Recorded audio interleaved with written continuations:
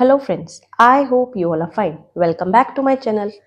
इस वीडियो में हम जो है भारतीय साक्ष्य अधिनियम की सीरीज स्टार्ट करेंगे। तो आज हमारा लेक्चर 1 है जिसमें हम सेक्शन 1 और 2 को पढ़ेंगे।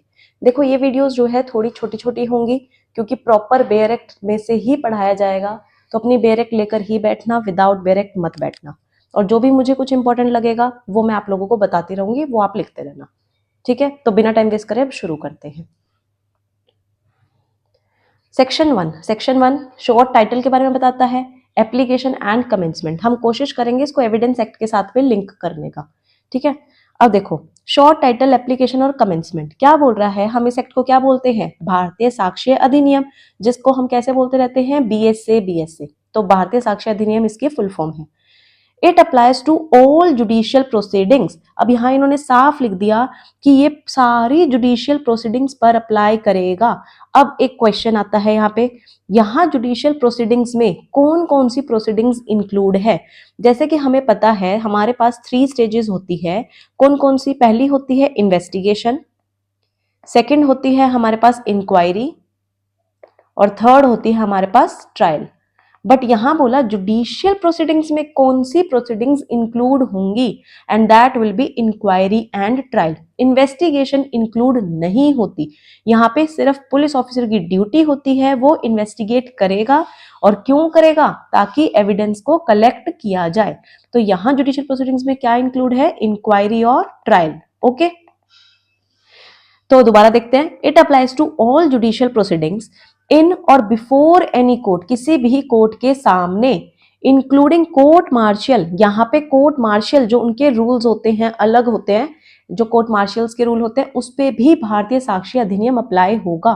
बट एक्सेप्शंस भी है इसकी, किस किस पर अप्लाई नहीं होगा। बट नॉट टू, जो भी हम एफिडेविट्स देते हैं, कोर्ट में प्रेजेंट कर रहे हैं या किसी भी ऑफिसर को प्रेजेंट कर रहे हैं, तो एक तो उस पे अप्लाई नहीं होगा, और किस पे नहीं होगा? वो सारी प्रोसीडिंग्स जो भी आर्बिट्रेटर के आगे हम करते हैं। क्यों? क्योंकि देखो आर्बिट्रेटर के आगे आर्बिट्रेशन की जो प्रोसीडिंग्स है, आर्बिट्रेशन कंसिलिएशन एक्ट के अकॉर्डिंग जो जो रूल्स रखे हैं वो रूल्स लगते हैं। तो ये जो बीएसए के रूल्स है वो नहीं लगते। ओके, अब एफिडेविट को हम किससे लिंक कर सकते हैं? सीपीसी में। सीपीसी में कौन से ऑर्डर में दे रखा है हमें एफिडेविट के बारे में? ऑर्डर 19 जो है एफिडेविट के बारे में बात करता है। ठीक है, अगले पे आ जाओ। It shall come into force on such date as the central government may by notification in the official gazette appoint. तो कोई भी जो डेट होगी वो तब से इनफोर्स आ जाएगा। और इसकी इनेक्टमेंट डेट क्या है वो हम सब जानते हैं। कब से ये लागू हुए थे? 1 जुलाई 2024 में। ओके, अब आ जाते हैं हम डेफिनेशन क्लॉज पे। इसमें अभी हम 2-3 डेफिनेशन पढ़ेंगे, बाकी की डेफिनेशन हम अगली वीडियोस में देखेंगे। तो पहली डेफिनेशन किस चीज के बारे में बात कर रहा है? कोर्ट के बारे में। कोर्ट में क्या क्या इंक्लूड होता है? कोर्ट में इंक्लूड होता है सारे जजेस, मैजिस्ट्रेट भी इंक्लूड होते हैं, एंड वो सारे पर्सन जो भी लीगली ऑथराइज्ड है एविडेंस लेने के लिए। देखो ये जो एक्सेप्ट वाली लाइन आती है ना, इसको लास्ट में पढ़ा करो, इसके साथ मत पढ़ा करो। दोबारा बताते हैं, कोर्ट में सारे जजेस और मैजिस्ट्रेट आते हैं जो भी ऑथराइज कर रखे हैं लीगली कि वो एविडेंस ले सके। अब इसमें कौन इंक्लूड नहीं होगा? आर्बिट्रेटर इंक्लूड नहीं होगा। क्यों? ये तो आर्बिट्रेशन एंड कंसिलिएशन एक्ट के थ्रू काम करते हैं। ठीक है, अगले पे आ जाओ। कंक्लूसिव प्रूफ, पहले हमारे एविडेंस एक्ट में ये होता था सेक्शन 4, बट अब ये हो गया है हमारे डेफिनेशन क्लोज में। कहां पे? बीएसए में। क्या बोल रहा है? मतलब एक fact is declared by this अधिनियम टू बी कंक्लूसिव प्रूफ। कह रहे एक फैक्ट। अब फैक्ट क्या होता है? हम पढ़ते हैं कि फैक्ट कोई भी चीज नहीं, ऐसा नहीं होता है, इसकी भी प्रॉपर डेफिनेशन पढ़ेंगे। जो भी चीज तुम सुन रहे हो, बोल रहे हो, देख रहे हो, वो सब कुछ फैक्ट में आता है। इवन जो तुम्हारा खुद का कोई ओपिनियन है, that also forms the fact. ठीक है, तो मैंने बोला जब एक fact is declared by this अधिनियम to be conclusive proof of another, जब इस अधिनियम ने बोल दिया कि ये वाला एक पर्टिकुलर फैक्ट जो है कंक्लूसिव प्रूफ है इस वाले फैक्ट का, कोर्ट जो है प्रूफ कर लेगा, शैल on proof of the one fact. जैसे मैंने कोर्ट के आगे ये चीज प्रूफ कर दी, कोर्ट प्रूव कर लेगा regard the other as proved, इस फैक्ट को कोर्ट अपने आप प्रूव मान लेगा। तो मतलब मैंने फैक्ट 1 दिया, ये है फैक्ट 2। अब दोबारा देखते हैं, मैंने बोला जब एक फैक्ट जो है बोल दिया कंक्लूसिव प्रूफ है, तो जब मैंने बोल दिया ये जो है इसका कंक्लूसिव प्रूफ माना जाएगा, तो जैसे मैं इसको प्रूफ कर दूंगी कोर्ट अपने आप इस चीज को प्रूव्ड मान लेगा और shall not allow evidence to be given for the purpose of disproving it। अब कोर्ट जो है इस वाले फैक्ट 2 के लिए कोई भी एविडेंस अलाउ नहीं करेगा कि तुम इसको डिस्प्रूव करो, नहीं। रीजन बीइंग, क्योंकि ये कंक्लूसिव प्रूफ है। जैसे मैंने F1 को कंक्लूड कर दिया, अच्छे से प्रॉपर प्रूव कर दिया, जिसके बेस पे F2 भी है, तो वो F2 भी हम प्रूव मान लेंगे और F2 के लिए कोई भी एविडेंस अब अलाउ नहीं किया जाएगा कि तुम उस चीज को क्या करो, डिस्प्रूव करो। ठीक है, जैसे कि इसका एग्जाम्पल, एक एग्जाम्पल क्या कि हमने बोला कोई भी ऑफेंस कंसीडर नहीं किया जाता जब वो किसके द्वारा किया जाता है, 7 साल से कम उम्र वाले से के द्वारा किया जाता है। हम कहते हैं कि वो कोई ऑफेंस होता ही नहीं है। ये जस्ट मैं एग्जाम्पल दे रही हूँ, नॉर्मल एग्जाम्पल। ठीक है, तो अब जैसे मैंने बता दिया कि ये बच्चा तो 5 साल का है, कोर्ट चाहे उस बच्चे ने ऑफेंस किया हो ना किया हो, कोर्ट को फर्क नहीं पड़ेगा।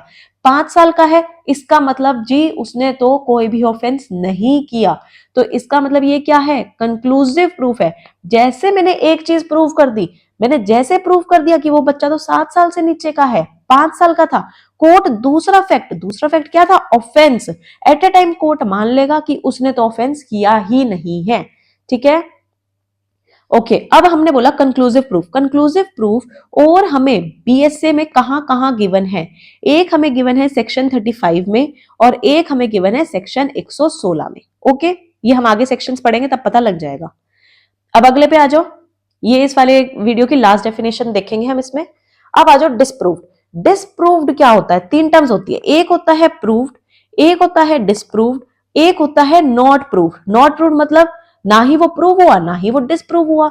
ठीक है भाई, फिर डिस्प्रूव क्या है, हमने बोला in relation to a fact. देखो फैक्ट हमें क्लियर होना जरूरी है, तो कोई भी तथ्य, कोई भी थिंग, कोई भी सेंस ऑफ थिंग्स, कोई भी रिलेशन ऑफ थिंग्स, ये सब कुछ फैक्ट में आता है। तो कह रहे हैं means when after considering the matters before it. अब कोर्ट के पास क्या है, कोई मैटर आया, ठीक है, ये वाला मैटर आया कोर्ट के पास, कोई भी, द कोर्ट इधर believes that it does not exist.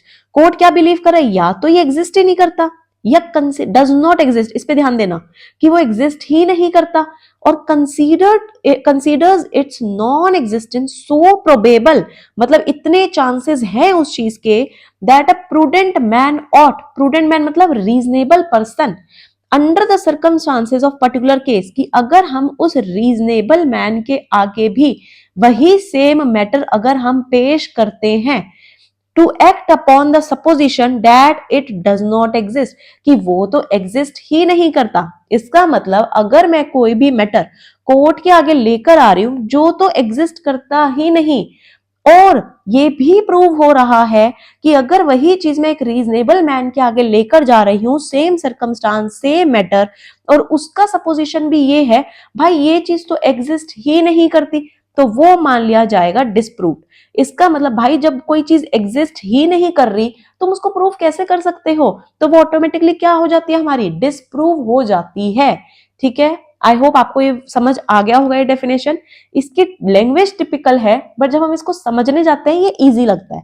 इसमें मेन हमें चीज क्या देखनी है, सिर्फ ये कि जब कोर्ट के आगे मैटर आया वो डज नॉट एग्जिस्ट है, और इतनी प्रोबेबल है उसकी वो नॉन एग्जिस्टेंस कि जब हम उसको रीजनेबल मैन के आगे भी पेश करते हैं उसका सपोजिशन भी क्या है कि वो चीज तो एग्जिस्ट ही नहीं करती, तो वो चीज क्या हो जाती है, हमारी डिस्प्रूव हो जाती है। ओके, तो इस वीडियो में इतना ही, आगे के सेक्शंस हम नेक्स्ट वीडियो में करेंगे। तो मिलते हैं अपनी नेक्स्ट वीडियो में। Thank you for watching.